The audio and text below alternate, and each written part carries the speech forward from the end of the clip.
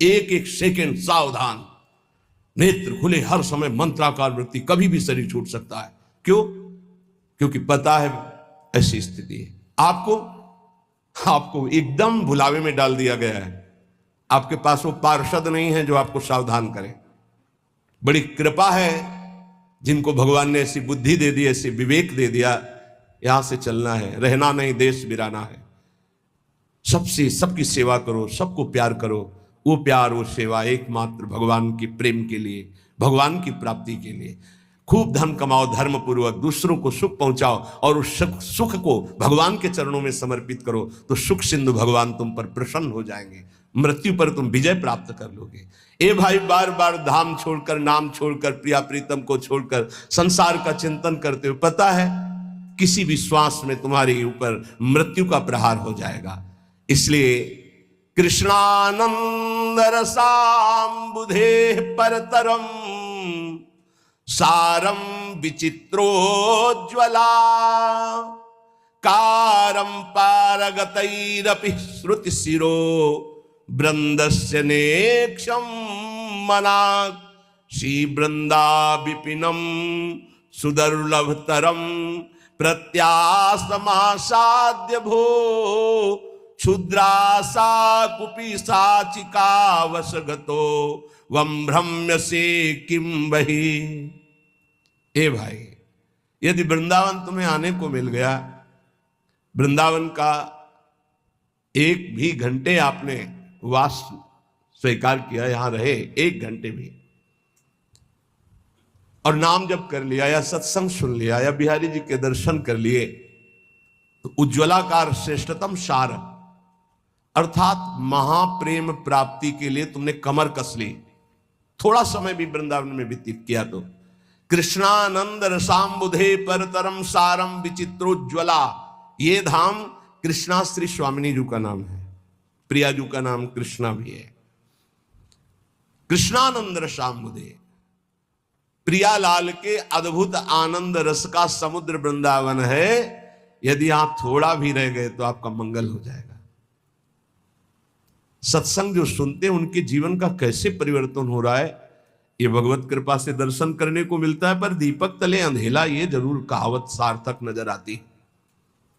दूर से सुनकर परिवर्तन इतनी जोर का होता है, पर नजदीक में ये समझ में नहीं आता। धाम वास करते हैं तो इनको इतना कुसंग का प्रभाव पड़ जाता है कि सत्संग फीका हो जाता है, और कुसंग में रहते हैं और सत्संग का इतना प्रभाव कि कुसंग का त्याग करके वो भगवत मार्ग में आगे बढ़ रहे हैं। कल एक सज्जन जीवन में ऐसे बोले, आपने कहा कि धाम आए, 3 दिन रुके, पहले दिन जल पान करे, दूसरे दिन फल, तीसरे दिन एक बार अन्न, वही कर रहा हूं, धाम आया हूं, ऐसा बड़ा सुख मिलता है। धृष्टता की हद हो गई है। जीव जानबूझ, जैसे मल का कीड़ा, विष्ठा का कीड़ा, उसे अमृत कुंड में डालना चाहो तो वो अपने को बुरा मानता है और वो सोच रहा है ये हमारा अहित कर रहा है, मुझे विष्ठा क्यों नहीं मिल रहा। ऐसे ही विषय का कीड़ा बना हुआ जीव विषय में कूदना चाहता है। प्रभु के आश्रित होकर अगर वैराग्य मार्ग में कदम रखा है तो रुपया प्राप्ति का उपाय नहीं रखना चाहिए। ध्यान रखना, नहीं बहुत कुछ हो सकता है। माया आपको पुनः उसी जगह स्थापित कर देगी जहां से निकलना चाहते हो। एकमात्र भगवत भरोसा, जितना कमा लिया, इसके बाद बंद। अगर धाम वास करके हम भगवत आश्रय ले लिए तो नमक रोटी खाएंगे बस। अब हमारा उद्देश्य केवल भजन रूपी धन एकत्रित करना है। जो बेचारे रिक्शा चला करके जीवन गुजारते हैं उनको हम प्रणाम करते हैं। ये धाम वास करते हैं, अर्थ की व्यवस्था नहीं, इधर उधर झोपड़ी, इधर उधर कार्य करके रह रहे हैं, पर रिक्शा चलाते हैं। समय से दिनचर्या में है, देख रहे हैं हम, और समय से रिक्शा चलाते हैं, परिवार को हम प्रणाम करते हैं, धाम वास कर रहे हैं। कोई तो दूसरों के घरों में सेवकाई करते हैं और धाम वास कर, प्रणाम है उनके जीवन। लेकिन जब तुम्हारे पास खाने की व्यवस्था, रहने की व्यवस्था है, तो तुम्हारा कदम वो गृहस्थी में है। जब विरक्त हो गए, वैराग्य मार्ग के हो गए, 1 भी रुपए का ये आय का साधन नहीं करना चाहिए। इससे क्या होगा, आपकी वृत्ति अर्थ में रही है, अर्थ में ही रह जाएगी। गोरे चरणारविंद में नहीं रह जाएगी। और जिनके लिए अर्थ एकत्रित किया जाता है वो उस अर्थ से सुखी नहीं हो सकते, ध्यान रखना। वो परम अर्थ से, परमार्थ से सुख प्राप्त करते। करोड़ों अरबों रुपया जमा कर दिया, उन्हीं के सामने उन्हीं के बच्चों ने उनका तिरस्कार करके और गलत मार्ग का अनुसरण किया। श्रीपाद कह रहे, जब तुम जानते हो कि मृत्यु निश्चित होगी, जब तुम जानते हो कि मृत्यु से बचने का एकमात्र उपाय भगवान की शरण, हर श्वास नाम जपना है, तो कृष्णानंद रसाम्बुदे परतरम सारम विचित्रोज्ज्वला, महान विचित्र प्रेम रस जो उज्जवल, जिसमें कामना की गंध नहीं है, ऐसा प्रिया प्रीतम का प्रेम रस प्रदान करने में समर्थ श्रीधाम वृंदावन है। हे भाई भ्रातः, तुम क्यों भ्रमित हो रहे हो? ये माया का कार्य है, भूल भुलैया में डालकर पूरा जीवन बर्बाद कर देना। सच्ची मानिए, कोई ऐसा सुख नहीं है जो विवेक के द्वारा देखो उसमें सुख दिखाई दे। विवेक के द्वारा, बुद्धि का अंधा आदमी तो कहीं भी कूदेगा जाके। एक सुख हमें बता दो कि ये महान सुख है इस मृत्यु लोक में। एक सुख, पूरे शरीर को इसी को लेकर के सारे सुख विधान है। कुछ भी खाओ 6 घंटे में दुर्गंध युक्त मल, कुछ भी पियो दुर्गंध युक्त लघुशंका, छिड़क दो गंदगी, कान साफ करो गंदगी, सुबह देखो आंखों में गंदगी, और नीचे तो गंदगी के कुंड ही हैं। और इसी शरीर को सजाना, इसी शरीर को भोगना कौन सा सुख हो सकता है? मलमूत्र के द्वारों में कोई परमानंद छिपा हुआ है। परमानंद भगवान को छोड़कर मलमूत्र के भांड को सजाना और इसी को भोगना, यही माया की चाल है। इसी से दुर्गति प्राप्त होती है। बड़े बड़ों को गिरा दे, ये कोई छोटी बात नहीं है। केवल एक 3.5 हाथ का जो ढांचा है, यही हमारी दुर्गति का कारण है और यही हमारी सदगति का कारण हो जाएगा यदि हम संतों की बात मान लें, शास्त्र की बात मान लें। तो मन माने आचरण, रुपया खूब हो, खूब भोग सामग्री भोगूं, यही सुख है। कितने दिन? ये भी तो सोचो, कितने दिन? ना भोगने लायक शरीर रहेगा, ना भोगने लायक तुम रह जाओगे। एक बार प्रार्थना मान लो, जैसे भी स्थिति में हो, जहां भी हो, जो भी हो, नाम जपना शुरू करो, भगवान का आश्रय ले लो। श्री कृष्ण एकांत भावम क्वानु सकल जनो वश्या मापनोत्य यत्नात्। तुम ऐसा यत्न करो कि तुम्हें एकांतिक भाव श्री कृष्ण से प्राप्त हो जाए। एकांतिक, हर परिस्थिति में हमारा मन सावई मनः कृष्ण पदारविंदयो। बहुत करुणा में प्रभु श्री कृष्ण है, बहुत करुणा में। ये हम राधा राधा कहते हैं तो ऐसा मत समझना कि हम श्री कृष्ण को प्यार नहीं करते। किशोरी जू से भी अधिक प्यार करते हैं, किशोरी जू से भी अधिक। हमारी स्वामिनी जू के प्राण प्रिय हैं लाल जू, तो हमें कैसे लगेंगे? सोचो, जो हमारे प्राण प्रिय हैं उनको प्राण प्रिय हैं लाल जू, तो हमें लाल जू कितने प्यारे लगेंगे।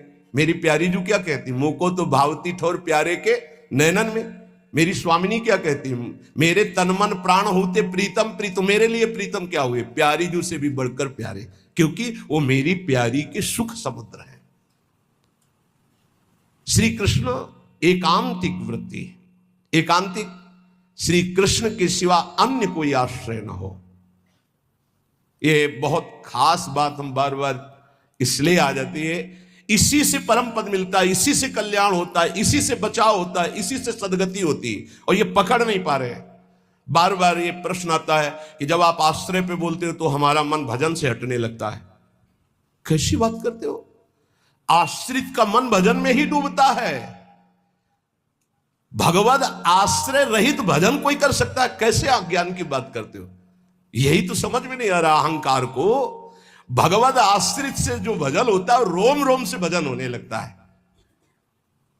अंदर से आत्म समर्पण, रोम रोम, जहां समर्पण वहीं भजन होता है। जैसे हमारा शरीर से आत्मवत भाव हो गया तो शरीर का भजन हो रहा है। ये खाना, ये देखना, ये पीना, ये भोगना, ये छूना, ये सूंघना। एक बार थोड़ा विवेक से विचार करो, क्या सुख चाहते हो? कौन सा सुख है? किसमें सुख है? किसमें है? थोड़ा विवेक से विचार करके देखो। बस ये ऑपरेशन समझो सत्संग का। किस जगह सुख है? कौन सा सुख है? विचार करके देखो। केवल मुझे भ्रमित करके जो मानव देह का टाइम समय मिला उसे नष्ट कर रही माया, और कोई कार्य नहीं। जीवन जीने के लिए जो मिले प्रभु को अर्पित करके प्रसाद रूप से पाओ। जो भोग वासना धर्म के अंतर्गत उसे भोगो, मना नहीं कर रहे, लेकिन अधर्म युक्त चेष्टा करके नरकगामी क्यों बनना चाहते हो? क्यों पापाचरण करते हो? ये मानव जीवन केवल श्री कृष्ण प्राप्ति के लिए, प्रियालाल की प्राप्ति के लिए है। इसलिए हम चिल्ला चिल्ला कर कहते राधा राधा राधा, क्योंकि करुणामयी स्वामिनी कभी हमारी पुकार सुन लेंगी तो हमारी बात बन जाएगी। बड़ी दुर्गति जीव को। कभी कभी गंगा के किनारे जैसे दुर्दशा देखी है जीवों की, तो घंटों खड़े होकर के विकल हुए हैं। एक पशु है, अब वो उठ नहीं पा रहा है, अब कुत्ते लगे हुए जिंदा उसको खा रहे हैं, कोई पीछे से कोई साइड से कोई, अब वो मुंह भगारे पड़ा हुआ है। अब आप सोचो कितने घंटों में उसके प्राण निकलेंगे। बड़ा पशु है, कितने घंटों। अब ये चित्त जोड़ने पर अनुभव होता है। तुमने देखा, चल दिया क्योंकि निर्दयी हृदय है। अब चित्त जब जोड़ा गया, उसमें तदात्म किया गया, तो भीषण कष्ट का अनुभव। अरे कितना भयानक कष्ट इसको हो रहा है जीव को। अब तत्काल मर जाए तो मर जाए, लेकिन अब कितने घंटे खाएंगे जिंदा, थोड़ा थोड़ा मांस खाएंगे और वो तड़प रहा है। ये क्या है? हम ही है। हमारी गति बिगड़ गई तो ऐसी योनि जिंदा खा रहे हैं उसे। अब विचार करो, जिंदा ऐसे बांध दिए पैर, उसको भूंज रहे हैं, उसको खा, क्या हो रहा है? हम ही तुम हैं। कर्म बिगड़ गए तो कैसे, और वो कर्म भोगने पड़ते हैं। ए भाई, सब कर्मों से मुक्त होने के लिए ये मानव देह मिला है। ये मानव देह राधा राधा राधा, जो भगवत प्राप्त प्रेमी महात्मा जन है वो कह रहे हैं श्यामा जो बहुत कृपालु हैं। हम इसीलिए वृंदावनवासी राधा राधा, इससे प्रिया और प्रीतम दोनों प्रसन्न होते हैं। जब राधा बोलते तो श्री जी हमारी तरफ देखती हैं, और जब राधा बोलते तो श्याम सुंदर का प्राण धन है राधा नाम और राधा रूप, वो दोनों हमारी तरफ देखते, प्रिया प्रीतम। बोले हमारे धन श्यामा जू को नाम, श्यामा जू को नाम, जाको रटत निरंतर मोहन राधा राधा राधा राधा, जाको रटत निरंतर मोहन नंद नंदन घन श्याम, हमारे धन श्यामा जू को नाम। प्रतिदिन नव नव महामाधुरी बरसत आठो जाम, गुण मंजरी नव कुंज मिलावे, इसी वृंदावन धाम, हमारे धन श्यामा जू को नाम। जो राधा राधा रटता है उसके हृदय में नवीन नवीन प्रेम रस बरसाने वाली, जिनकी श्रीअंग माधुरी ऐसे युगल सरकार हृदय में प्रकाशित होने लगते हैं और प्रकट होकर आठों पहर विराजमान रहते हैं। और वो मंजरी सहजरी वपु धारण करके प्रिया प्रीतम की दिव्य सेवा में राधा नाम से। यहां शिकायत हो रही, मन हमारा ऐसा, मन हमारा वैसा। मन, तुम राधा राधा जपो, एक बार तिरछी चितवन से लालजू देख लेंगे तो आह भर करके पूरे जीवन तड़प तड़प कर व्यतीत करोगे। मन हटाना चाहोगे भी तो नहीं हटेगा, नहीं हटेगा। एक बार राधा राधा पुकारते रहो तो देखोगे लालजू कैसे आपके हृदय का हरण करते हैं। विश्वास कर लीजिए हमारी बात पर। और लाभ और सिद्धियां ये तो सब छोटी मोटी बात है। तुम्हारे मन की एक एक वृत्ति अपहरण कर लेंगे लालजू, देख लेना। इसीलिए हम वृंदावनवासी बेपरवाह रहते हैं। ये हमारा मन इधर जा रहा, हमारा मन उधर जा रहा। यहां से ब्रह्मलोक तक एक ही चरण में नाप लिया। वो विश्वात्मा भगवान जिसके चरणों में मुकुट रगड़ रहा है, उसका राधा नाम ले रहे हैं। भाग मन तो विश्वंभर भगवान की टांग के नीचे ही है, भाग तो कितना भागेगा। बात को समझो। डरना घबरा जाना ये स्वभाव में उपासक के नहीं होता। गौर श्याम बदनार बिंद पर जिसको वीर मचलते देखा, नैन बान मुस्कान संग फंस फिर नहीं नेक संभलते देखा। राधा राधा राधा, तो तुम्हारा मन मचल पड़ेगा प्रिया प्रीतम के लिए, जपते तो रहो। ये वो बात समझ रहे होंगे जो एकांत में घंटा 2 घंटा रोते हैं, मिनट 2 मिनट आंसू बहाना नहीं। जो घंटा 2 घंटा रोते हैं, जिनकी कपड़े जिनकी रुमाल भींज जाती है, वो जानते होंगे कि राधा नाम क्या प्रताप करता है। जब इतना नाम जप करो कि घंटा 2 घंटा ऐसे जैसे वेग आता है भूख का प्यास का, ऐसे रोने का वेग आता है। अगर छक के रोने को ना मिले तो बेचैन हो जाएगा। जब कस के घंटा 2 घंटा रोने को मिलता है तो एक विश्राम सी, शांति सी, कृतकृत्यता का अनुभव होता है। एक बार जिसके ऊपर इनकी कटाक्ष पड़ गई तो बस आह भर करके रह जाता है। अभी वो घटना नहीं घटी इसलिए है। ब्रज गोपी कहती अपनी सखी से, जाओ जाओ यहां से चली जाओ। क्यों? अरे अभी सुख चैन से खा रहे हो, पी रहे हो, सो रही हो, जाओ यहां से। हमारी बातें सुनोगे, हमारे पास खड़ी रहोगी तो आ रहा होगा वो नंदनंदन श्याम सुंदर आ रहा होगा, तुम्हारा सुख चैन सब छिन जाएगा, भाग जाओ यहां से। श्याम सुंदर ये क्या हो गया है? बोले बरछी मार गया है, ऐसी जो घायल कर दिया है। नैन बान मुस्कान संग फंस फिर नहीं नेक संभलते देखा। नेत्रों का बाण और मंद मुस्कान, क्या हुआ? बोले नयन रूपी छुरी मार दी और मुस्कान रूपी नमक फेंक दिया। अब क्या हालत होगी? जिसके गांव में नमक डाला जाए तड़पड़ा के रह जाएगा। देखो री देखो, ये नंद का छोरा बरछी मारे जाता है। बरछी सी तिरछी चितवन की पैनी छुरी चलाता है। छुरी चला दी। कौन सी? बांके बिहारी, बांकी चितवन। और जब नेत्र रूपी बरछी से घायल कर दिया तो हमको घायल देख बेदर्दी मंद मंद मुस्काता है। तो मुस्कुराहट क्या हुई? बोले ललित किशोरी जखम जिगर पर नोनपुरी बुरकाता है। मानो नेत्रों से घायल करके मुंद मुस्कान रूपी नमक डाल दिया। वो आह भर करके बीती, हा कृष्ण, हा कमल्लोचन, हा प्राणनाथ। नयन बान मुस्कान संग फंस फिर नहीं नेक संभलते देखा। ललित किशोरी जुगल इश्क में बहुतों का घर घलते देखा। और डूबा प्रेम सिंधु में कोई तो हमने नहीं उछलते देखा। आज तक जिसने प्रिया प्रीतम के चरणारविंद का आश्रय लिया वो परम पद का अधिकारी हो गया। कहते इस प्रेम समुद्र में डूबते तो हमने देखा, लेकिन उछलते किसी को नहीं देखा। एक बार प्रेम का रंग चढ़ जाए तो प्रतिक्षण वर्धमानम वो उसी रंग में डूब जाता है। अजब रंग अनुभव बरसे लाग। राधा राधा राधा राधा। अजब रंग अनुभव बरसे लाग। अनुभूतियों की वर्षा प्रारंभ हो गई। अभी क्या कोई पूछ रहा था किसी निज जनों से, महाराज जी कोई चमत्कार करते हैं? महाराज जी कोई चमत्कार बताते हैं? वो सोचते कोई जादू, कोई टोना। इतने लोग लगे कोई जादू तो जानते होंगे। अरे सद्य वशीकरण चूर्ण मनंत शक्तिम तम राधिका चरण रेणु मनुस्मरामी। अखिल कोटि ब्रह्मांड नायक को अधीन कर ले, ऐसी रज में रहते हैं। चमत्कार कौन सा?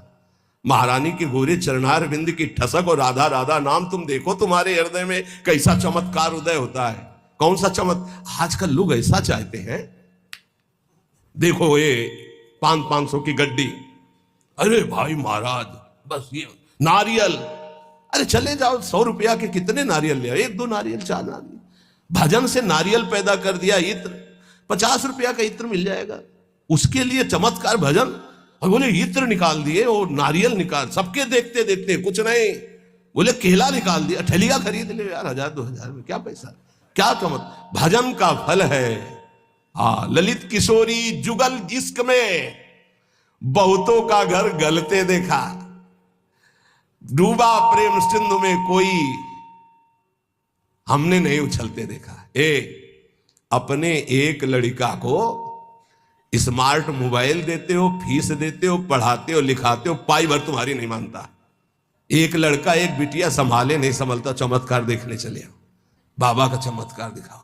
चमत्कार है कि इनकी खोपड़ी में बैठ करके राधा नाम सबको चला रहा है, साफ संयम में है, कोई मनोरंजन किसी के पास नहीं, जिनको सेवा है केवल उनके पास मोबाइल, साफ सावधान और रोज अपनी दिनचर्या में रत रहते हुए ये सब इष्टाकार वृत्ति की तरफ चल रहे हैं। हम इनको मन से प्रणाम करते हैं कि हमारी आज्ञा हमारे गुरुजनों की परिपाटी पर चल रहे हैं। चमत्कार किसे कहते? मन का परिवर्तन कर देना, ये राधा नाम का चमत्कार है, ये राधा नाम का प्रभाव है। पता नहीं लोग साधु महात्मा को क्या समझते हैं। जादू देखना है तो जादूगर के पास जाओ ना, पानी में ये दिखा देना, रुमाल में कबूतर निकाल देना, ये देखो जाके। साधु का चमत्कार देखना है मन का परिवर्तन, तुम्हारा मन और तन दोनों पवित्र होकर सच्चिदानंद भगवान में लगे। आज इसीलिए तो साधुता बहुत दुर्लभ हो गई है कि साधु महात्माओं को भी लोग नौटंकी मनोरंजन का एक पात्र समझते हैं। ताली बजा दी, बात सुने, कोई नेता का भाषण, ताली बजा दी।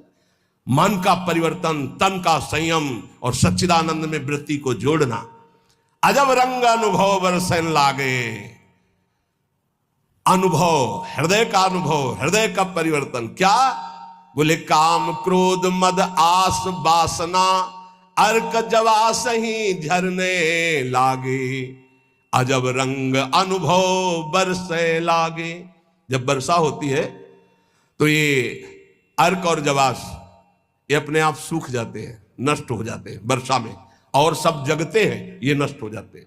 बोले जब राधा राधा राधा राधा और इसका जब रंग बरसने लगता है हृदय में, तो काम क्रोध मद आस वासना ये अपने आप नष्ट हो जाते हैं। जैसे वर्षा होते ही अर्क और जवास नामक पौधे ये अपने आप नष्ट हो जाते हैं, और दूसरे सैकड़ों पौधे हरे भरे हो जाएंगे, पर ये नष्ट हो जाएंगे। तो ऐसे ही काम क्रोध लोभ मोह मद वासना नष्ट हो जाती है, और नाना प्रकार की भाव तरंगे प्रिया प्रीतम की उठने लगती है।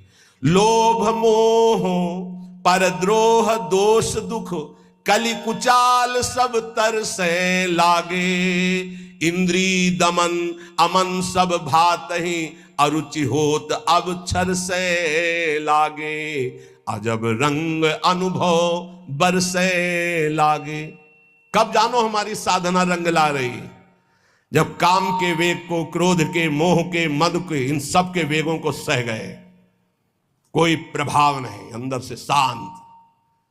किसी से कहना मत, क्योंकि कहने से सत्ता दृढ़ होती है। अंदर जो विकार आते हैं किसी से मत कहो, कोई भी क्रिया मत करो, शांत उस समय नाम जप करो, देखो अपने आप सब नष्ट हो जाएंगे। और नष्ट आपको नहीं करना, कोई है आपका जो आप पर नजर रख रहा है। कोई आक्रमण आपको परास्त तब तक नहीं कर सकता जब तक आप आज्ञा का उल्लंघन नहीं करेंगे। आप अपने हाथ से कोई क्रिया नहीं करेंगे, आप कोई गंदे दृश्य नहीं देखेंगे, तब तक किसी की ताकत नहीं कि आपको भ्रष्ट कर सके। ध्यान रखना, क्योंकि आप गुरु कृपा कवच में हैं। जब आप आज्ञा उल्लंघन कर देंगे तो फिर लक्ष्मण रेखा पार हो गए आप, फिर आपको दंड भोगना पड़ेगा। लोभ मोह परद्रोह दोष दुख कलि कुचाल, ये सब तरसे लागे। अर्थात वो चाहते हैं कि मैं इसको अपने अधीन करूं, पर हिम्मत नहीं कि छू सके। किसको? जिसकी जिह्वा पे राधा राधा नाम और हृदय में गुरु कृपा का अनुभव शुरू हो गया है। इंद्रिय दमन ये पहचान है साधुता की, नहीं तो फिर नाटक है, पाखंड है, दंभ है। बिन विवेक वैराग्य भक्ति बिन सत्य न एको मानो, भगवत विमुख कपट चतुराई सो पाखंडे जानो, चाहे गृहस्थ हो चाहे विरक्त। अगर इंद्रियां संयम में नहीं है, मनमानी विकार भोगे जा रहे हैं, तो नौटंकी नाटक भले हो सकता है, वो गृहस्थ उपासक है ना, वो विरक्त उपासक है।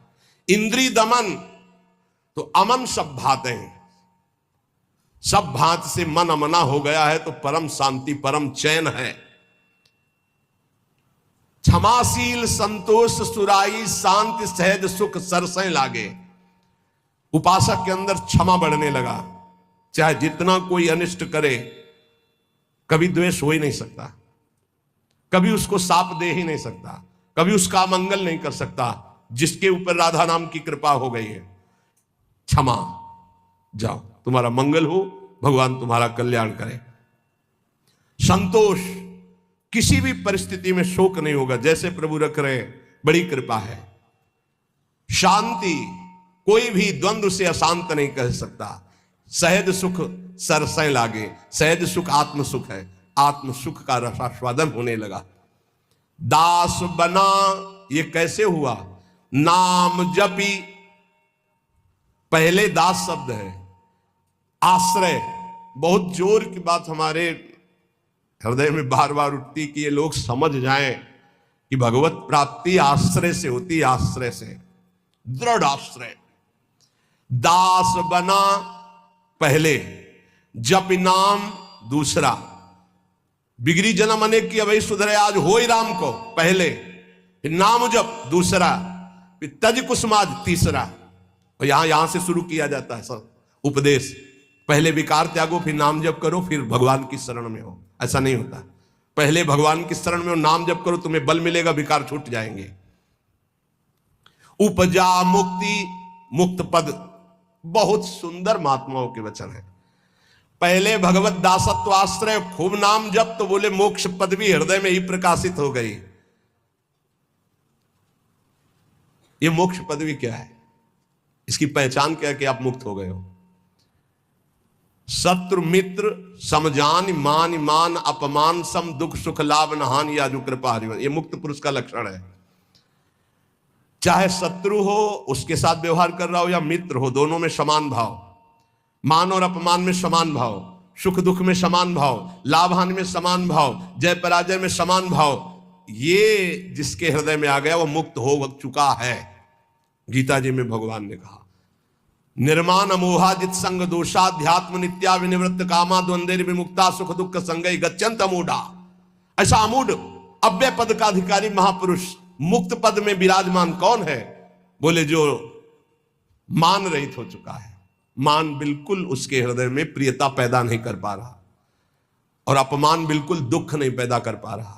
अमोहा, न अपने शरीर से मोह है, न किसी के शरीर से मोह है। यह मुक्त पुरुष का लक्षण है।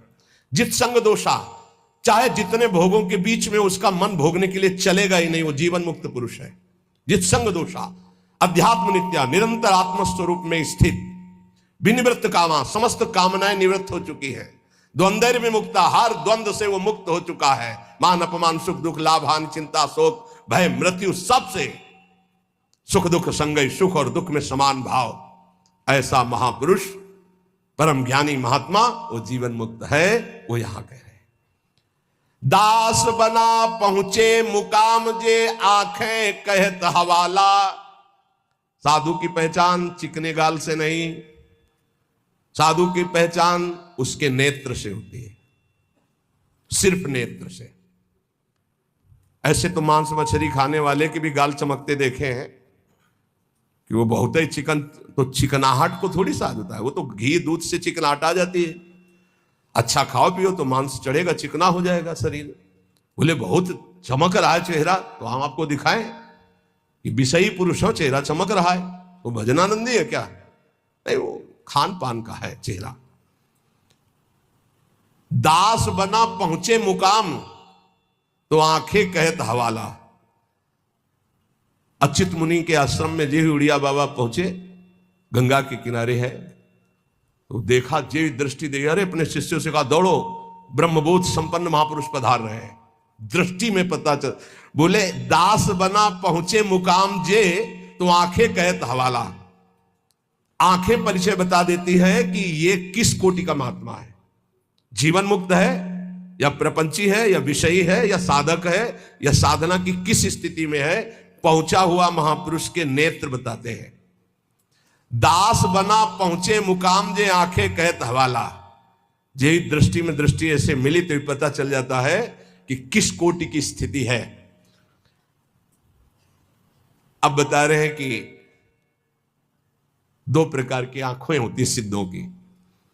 एक होती जो ज्ञान सिद्ध होता है, करुणा और मैत्री, ये दो आंखों में नहीं होंगी। करुणा और मैत्री नहीं हो, क्योंकि वो निर्मम निरहंकार अद्वितीय स्थिति को प्राप्त महापुरुष बिल्कुल शुष्क शुष्क काठ हृदय। ना दया, ना करुणा, ना मैत्री, न द्वैत। जब अपने सिवा है नहीं कोई, तो आप उनकी दृष्टि में देखोगे तो ना हिलन, ना डुलन, और नेत्र के आसपास की सारी पुतली साफ, एकदम श्वेत। वो ब्रह्माकार वृत्ति के नेत्र होते हैं, रौद्रवत एकदम दृष्टि उनकी, और बिना चंचलता रहे, बार बार ऐसे नहीं, खुले हो, एकदम अलक्ष श्वेत पुत्री, सिंहवत दृष्टि। और दूसरे होते प्रेमियों के नशा ललाई, जैसे भांग छाने हो या कोई नशा करे हो तो लाल आंख नहीं हो जाते, ऐसे लाल आंख होती है प्रेमियों की, क्योंकि प्रायः वो रुदन करते हैं, तो आंखें सूजी हुई या आंखों के नीचे लालिमा। थकित पूतरी, वो एक विचित्र दशा होती है, बड़े ही सरस, बड़े ही व्याकुल, बड़े ही थकित नेत्र। पलक न लागत हाला, अपलक दृष्टि उनकी भी रहती है। ज्ञानी की दृष्टि भी ऐसी होती है, प्रेमी की दृष्टि होती है, पर दोनों में अंतर होता है। एक एकदम काष्ठवत शुष्क, मतलब वो शब्द अशुद्ध होगा, उदाहरण नहीं दिया जा सकता, जैसे खुली हुई मुर्दे की आंख, कोई हलन डुलन चलन कुछ नहीं। कई बार उड़िया बाबा को बाहरी लोगों ने समझा कि पधार गए हैं, ऐसी दृष्टि, बस कुछ नहीं। और प्रेमी जनों की दृष्टि नशा ललाई, थकित पूतरी, पलक न लागत हाला। नेत्र ऐसे कि देखो तो आसक्त हो जाओ, बड़े सरस, बड़े प्रेमी, बड़े थकित, और हल्की सी लालिमा नेत्रों में छाई हुई है, सुरंग नेत्र है, और घूर्णित नेत्र है। प्रेमी जनों के घूर्णित नेत्र, जैसे नशा ललाई का तात्पर्य यही है। थोड़ी थोड़ी देर में ऐसे आपको लगेगा कोई नशा खाए है क्या ये, तो उनके नेत्र, क्योंकि प्रिया प्रीतम के उस प्रेम रसाशों में उनके नेत्र झूमते हैं। अलसाने से रहित हमेशा, हरिजस सुनि दृग नीरा।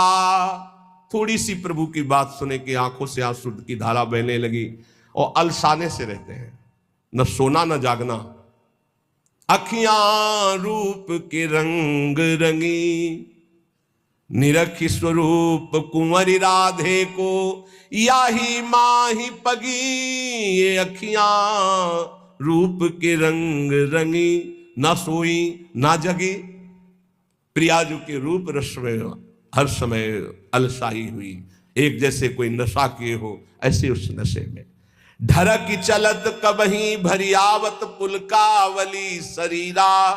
गदगद गर चित शांति थका मन, तनहु थका दर्शाई। ज्ञान विराग भक्ति से पूरे, जगत न सकत समाई। ऐसे प्रेमी जनों के नेत्र जहां जगत का प्रवेश ही नहीं है, हृदय कंठ गदगद हो जाता है, चित्त शांत है, मन अचंचल है, तन एकदम थकित शिथिल भाव में डूबे हुए। बोले ऐसे जो महापुरुष होते हैं तो दास बना पहुंचे मुकाम जे आंखें करत हवाला। ऐसों के नेत्र बताते हैं कि मुकाम में पहुंचे हुए ये जन है। श्री भगवान जगत गुरु श्री कृष्णचंद्र जी कह रहे हैं जो पहुंचे हुए महापुरुष है वो शरीर को अपने वश में किए होते हैं। यही सबसे बड़ी चूक हो रही है। ये बहुत बड़ी चूक है जो हमारी निंदा का कारण बनती है। हम संतों की या भक्तों की जो निंदा का कारण बनता है वो ये नाशवान दुष्ट नीच शरीर है। इसको जब तक मैं माना जाएगा ये नीच आचरण कराता ही रहेगा, गुरुजनों की, आचार्यों की, भगवान की निंदा करवाता रहेगा। एक शरीर से गलती होने पर समस्त साधुओं की तरफ लोगों की दृष्टि अश्रद्धा से हो जाती है। इसीलिए हमें लगता है कि अगर साधु बने तो मर के बने, उन्हें घर गृहस्थी में ब्याह करके अच्छा है, जीवन धर्म पूर्वक व्यतीत करे, अधर्म आचरण न करे। बहुत बड़ी त्रुटि समझो, एक गलती से लाखों लोगों की श्रद्धा संतों के प्रति नष्ट हो जाती है। भगवान कह रहे सिद्ध पुरुष के लिए कैसा होता है, निराशीर्यत चित्तात्मा त्यक्त सर्व परिग्रह शारीरम केवलम कर्म कुर्वन्नाप्नोति किल विषम। यत चित्तात्मा, जिसने अपने शरीर को अधीन कर लिया। ये प्रार्थना है सब साधकों से, कोई ऐसी चेष्टा मत करना जिससे भेष को गाली मिले। हमारा गति हो या दुर्गति हो तो ठाकुर जी जाने। कभी ऐसी जगह न खड़े होना, कभी ऐसी चेष्टा मत करना, कभी ऐसा संग मत करना। ये ध्यान रखो कि तुम्हारे से एक बहुत बड़ी धारा जुड़ी हुई है। तुम्हारे गुरु, गुरु के गुरु, गुरु के गुरु, आचार्य, इष्ट, पूरा एक आपकी गलती पूरे को गालियां दिलवा सकती, पूरे विश्व के संतों के प्रति अश्रद्धा हो सकती। इसलिए सावधान। जिंदगी में हम नीच हैं, पामर हैं, हमारी गति हो दुर्गति हो भगवान जाने। हमसे ऐसा आचरण न बन जाए कि हमारे गुरुजनों को गाली मिले। उन्होंने कोई हमारे साथ धोखा दगा नहीं किया, मंत्र दिया, उपासना दिया, वेश दिया, तो आचार्य और गुरु और इष्ट इनको गाली न पड़े, हर समय सोचना चाहिए। ये शरीर को जब तक जीतोगे नहीं तब तक गलती हो ही जाएगी, चाहे कसम खा लो, चाहे जो कुछ कर लो। इस दुष्ट शरीर को जीतना चाहिए। बात ध्यान से समझना, ये बहुत दुष्ट है।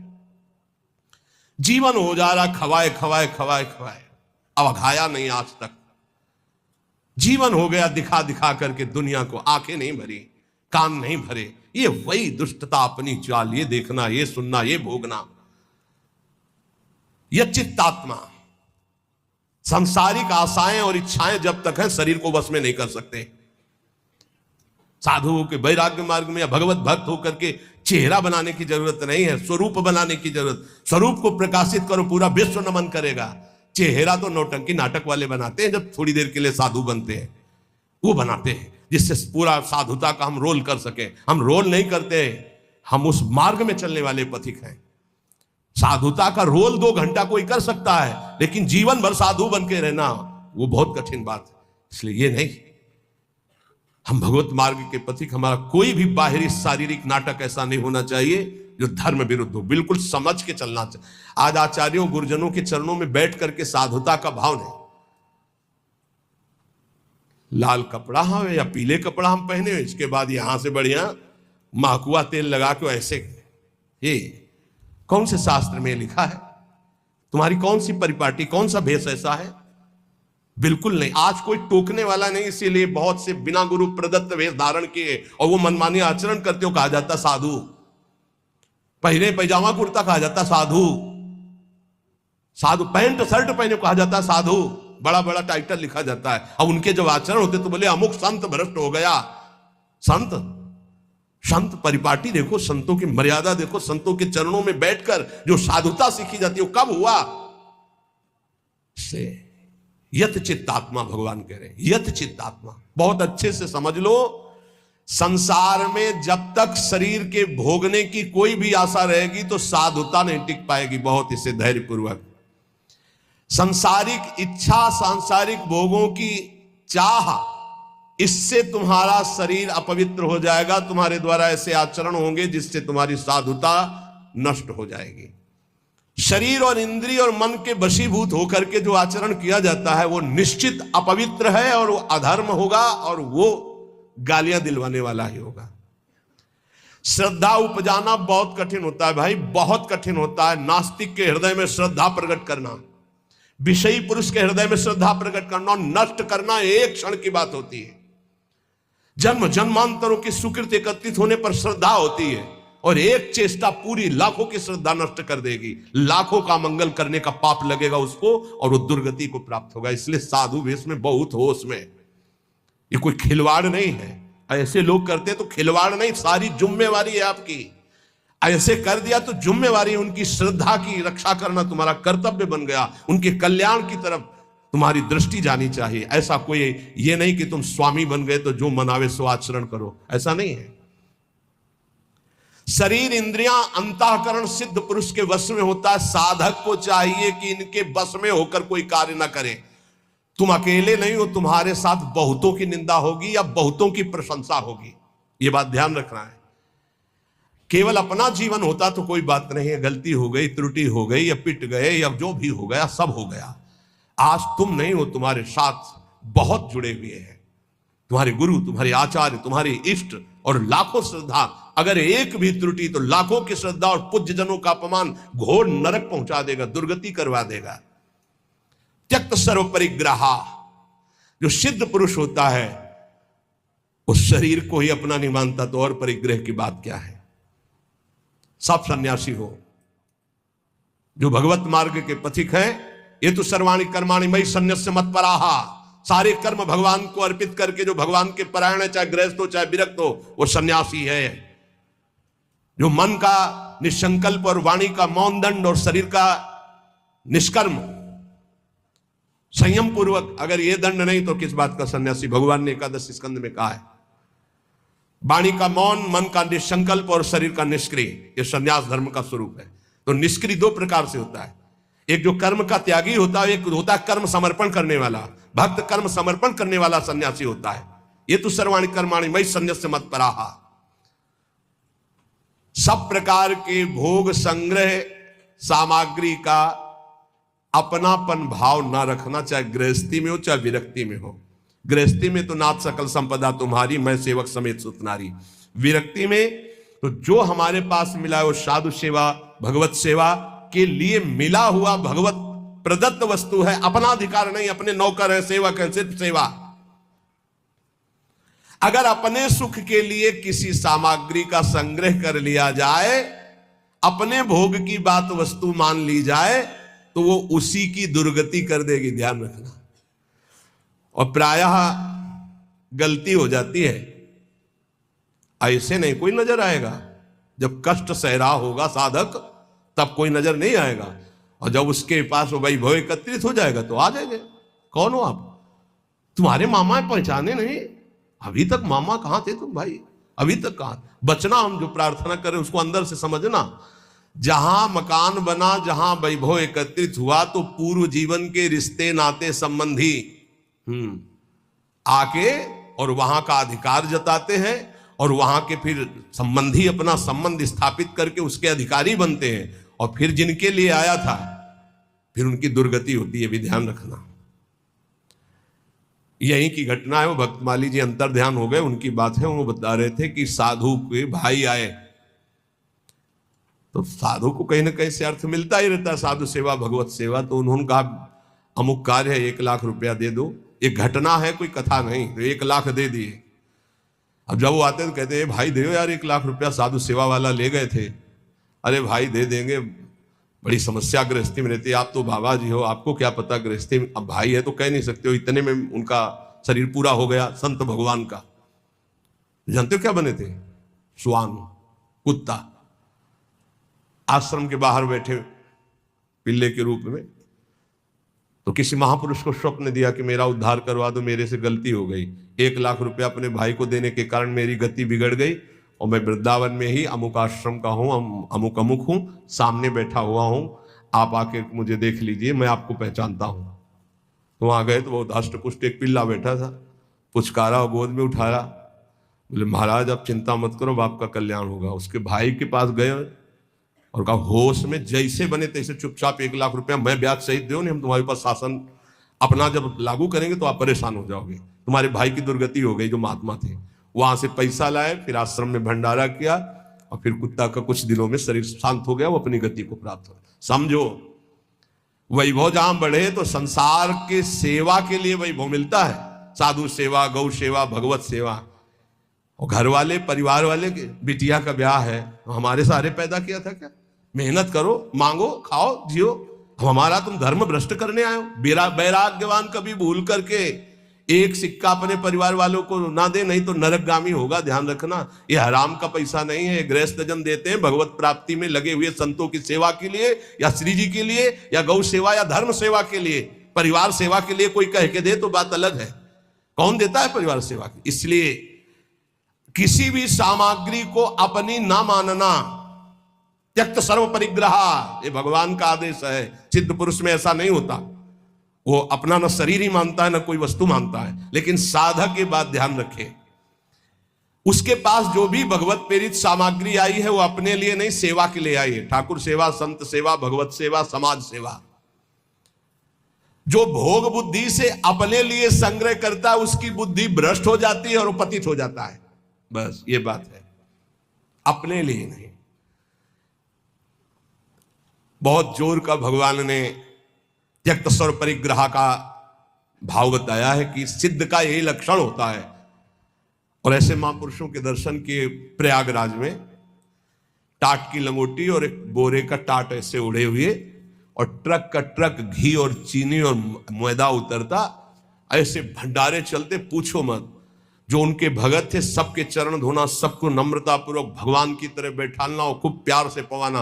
और जो महात्मा जी थे वहां के, एक टाट और पट्टा ऐसे टाट का ऐसे उड़े हुए, और ऐसे ही रेती पे लेटना, ऐसे झोपड़ी बनी हुई थी उनकी, उसमें लेटना, और अरे वैभव की भीड़ लगी हुई थी। और आप जब सब संत पा लेते थे तो सब संतों की जूठन जो बचती उसी में एक दो और मिलाकर, क्या जीवन उनका, कोई संगय प्रयोग, वैभव तो पूछो मत। कोई दिन ऐसा नहीं होता था कि 2-4 हजार रुपए एक संत को दक्षिणा में ना मिले, एक से एक कंबल, एक से एक सब। पर देने वाले जब ऐसे, तो वहां त्यागी ही त्यागी ज्यादा थे। देने वाले परेशान थे कि यहां कोई लेता नहीं है। और सामान की ऐसी, ये वास्तविक बात यही है कि स्वयं परिग्रह रहित होकर के समाज सेवा में। एक विरक्तानंद नाम के महापुरुष थे, उन्होंने कहा, स्वामी जी बहुत हो गया, बुढ़ापा है, आप इतना कष्ट सह रहे हो, क्यों सह रहे हो, अब तो आप वस्त्र धारण कर लो। वो वहीं पास में ही बैठे थे। तो उनका, तुमको मैं बूढ़ा नजर आ रहा हूं, ऐसे कहा, बूढ़ा नजर आ रहा हूं, अभी चलो बराबर गंगा जी में खड़े होकर देख लो कौन बूढ़ा होगा। तितिक्षा की मूर्ति और मुस्कुराहट ऐसी, और त्वचा एकदम सांवली हो गई थी, प्रकृति का वार सहते हैं। और जब दृष्टि उठाएं तो अमृत की वर्षा होती। ये संतों में एक अद्भुत, ऐसे दृष्टि से देखे तो अमृत की वर्षा होती, क्योंकि भगवदानंद में डूबे। अनिकेता, अनिकेत भगवान को बहुत प्रिय है। अनिकेत, जिसके रहने के वास में ममता नहीं है। अनिकेत का मतलब जिसके घर नहीं है, ऐसा नहीं। ये भी रहने का वास है और ये भी रहने का वास है, अपना नहीं है। बिल्कुल ऐसे समझो जैसे स्टेशन में रह रहे, गाड़ी आई चल दिए, स्टेशन में नहीं बैठे, खा रहे हैं, पी रहे हैं, बात कर रहे हैं, पढ़ रहे हैं, पर अंदर से क्या चल रहा है, हमारी गाड़ी आने वाली है, अमुक प्लेटफार्म में आएगी, वहीं इंतजार कर रहे हैं। बस हम मानो वृंदावन राधा के निकुंज प्लेटफार्म में बैठे हुए हैं, हमारी गाड़ी निकुंज वाली आने वाली है, बिल्कुल तैयारी में बैठे हैं, अपनी अटैची फिट है राधा नाम की, वो पास बना हुआ है निज मंत्र निकुंज का, बस आवे गाड़ी और चल दिए। राधे श्याम भी कहने की फुर्सत नहीं इस गाड़ी में, इतनी रफ्तार की गाड़ी है कि अच्छा भैया ऐसे नहीं है, बस चल दिए। बस ऐसी तैयारी में रहो, यहां राधा के कुंज में कैसे रहना है, स्टेशन में जैसे रहना है। ये ना किसी का था, ना है, न रहेगा। बस समय गुजारो और श्री जी के पास चलना। अनिकेता, रहने के स्थान में ममता रहित होना। निराशी, सिद्ध पुरुष में कोई आशा नहीं होती, और साधक को आशा, कामना, स्पृहा और वासना, इसका त्याग करना पड़ता है। आशा किसी से नहीं, कामना कोई नहीं, स्पृहा कहते हैं कि कम से कम इतना तो चाहिए ही, ये भी नहीं, और वासना जो अंदर अंतःकरण में दबी होती है, इन सबको सहना है, सहने से ही मिटता है। बोले इतनी व्यवस्था तो होनी चाहिए। क्यों होनी चाहिए? हरि की इच्छा है कि इतनी भी ना हो तो हम उसमें राजी हैं, जोई जोई प्यारो करे सोई मोई भावे। हमें लगता है 25 वर्ष तो कुल्ला नहीं किया होगा, 25 वर्ष वो जो होता है ना पेस्ट और मंजन, कुछ नहीं। जीवन को भगवदानंद में डुबोने के लिए पेस्ट लेके थोड़ी घुमा जाता है, कोलगेट इसके लिए से कहां रखा है। अरे इतना गुड़ मिल जाए और एक कमंडल गंगा जल चला जाए, बड़े भाग्य की बात। निराशी, इतना चाहिए ये भी नहीं होना चाहिए, इतनी तो आवश्यकता है ही हमारे जीवन के लिए नहीं। यही वृंदावन की कह रहे, पीछे से सब चला फटा था, राधा वल्लभ जी के दर्शन कर ले गए। एक ओमवती मैया नाम की विरक्त संत थी, राधा वल्लभी, पता नहीं भगवान विराजमान है या श्री जी की सेवा में गई, और दष्ट पुष्ट ऐसे बैठती थी। आए बाबा, तो ये समझ में ना आवे, तेरो अचला फटा है, तुमका समझ में तो आवे, लेकिन समझ तब हो ना जब रुपया हो हमारे पास, तो कुछ है नहीं, जैसा श्री जी दिए वैसा है। सच्ची बाबा? हाँ भैया। तत्काल गई मार्किन लाई, तो वो देर लगती, वहीं बदल के बाद कि जिसको फिकर है वो करो। हमारे पास जो है जैसे है। निराशी, आशा भी नहीं कि इतना तो चाहिए ही, अगर वो भी फटके गिर जाए तो बाबा जी तो बाबा जी, भगवद आश्रित है। दिगंबर, दिग माने दिशाएं ही, अंबर माने वस्त्र, जिसका वस्त्र दिशाएं हैं। चलो व्यवस्था है तो पहले, नहीं है तो हमारी दिशाएं ही वस्त्र है, दिगंबर। और इसकी भी ट्रेनिंग हुई है काफी, कई महीने इसकी भी हुई, सन्यास में इसका भी सन्यास दिया ही जाता है दिगंबर करके। निराशी, ये सच्ची मानो, कोई आशा मत रखो, जिस समय जैसी व्यवस्था हरि करे उसी में राजी रहो। बाहर से भोग सामग्री में अपनापन नहीं हो, अंदर से किसी भोग सामग्री की इच्छा भी न उत्पन्न होने पावे, उसे निराशी कहते हैं। ऐसा महापुरुष शारीरम केवलम कर्म कुर्वन् नाप्नोति किल विषम, वो केवल शरीर संबंधी कार्य करता हुआ भी पाप को प्राप्त नहीं होता, क्योंकि आशा, कामना, स्पृहा, वासना, ममता रहित जो महापुरुष है, इसीलिए कहा गया महापुरुषों की केवल बात के अनुसार उनके जो आचरण हो वो मानो, सब आचरण उनके अनुकरणीय नहीं होते। क्योंकि भगवान यह कह रहे शारीरम केवलम कर्म कुर्वन् नाप्नोति किल विषम, वो शरीर संबंधी ही केवल कर्म करता हुआ पाप को भी नहीं प्राप्त होता है। जैसे श्रीमद् राधा सुधानी दी, कर्माणि श्रुति बोधितानि नितराम कुर्वन्तु कुर्वन्तु मा गूढ़ाश्चर्य रसास्त्रगादि विषयान गृह्णन्तु मुञ्चन्तु वा। हमें महापुरुषों का अनुकरण नहीं करना, उनकी उपदेश से जो उनके आचरण मिले वो बात हमें माननी है। नाप्नोति किल विषम, उनको कभी कोई पाप स्पर्श नहीं कर सकता, वो जन्म मरण रूपी बंधन से मुक्त हो चुके हैं, वो आशा रहित है, उनका किसी से संबंध नहीं है, इसलिए शरीर से जितने कर्म होते हैं वो सब अकर्म बन जाते हैं और उनको फल नहीं देते हैं। जो सिद्ध महापुरुष है उसके द्वारा जो भी होता है वो अकर्म हो जाता है।